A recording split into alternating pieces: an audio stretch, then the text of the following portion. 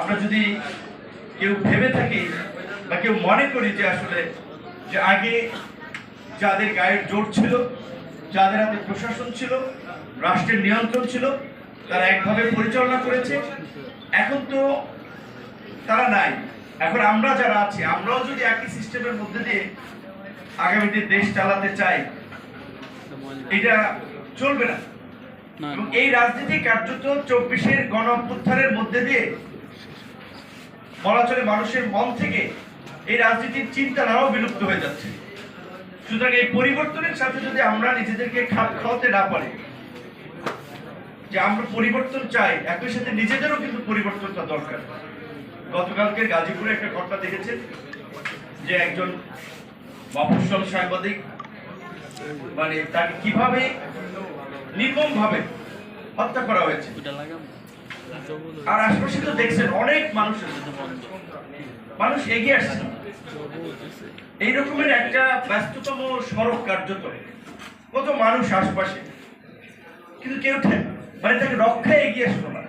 কিংবা মিটফুটের ঘটনায় যদি যান, অপরাধীর, আমরা মনে করি যে অপরাধীর কোনো রাজনৈতিক দল নাই, অপরাধীর কোনো সংগঠন নাই, তারা অপরাধী।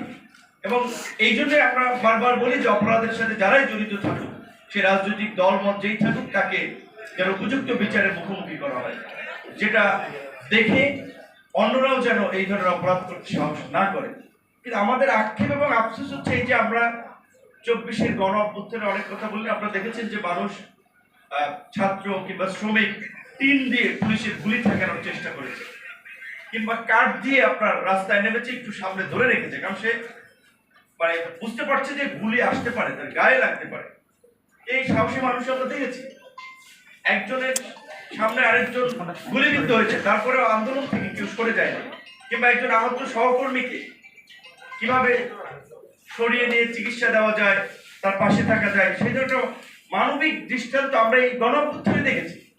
তাহলে এই যে দুটো ঘটনা ঘটলো, আশপাশে এত মানুষ ছিল, আমরা দেখলাম না যে দু একজন মানুষ এই মানুষগুলোকে রক্ষা করার জন্য এগিয়ে গেছে। এখন দু একটা ঘটনা ধরেন, এই ধরনের ঘটনা অবশ্যই এটা নিন্দনীয় ঘটনা, জঘন্য ঘটনা, এই ধরনের ঘটনা ঘটবে আমরা চাই না।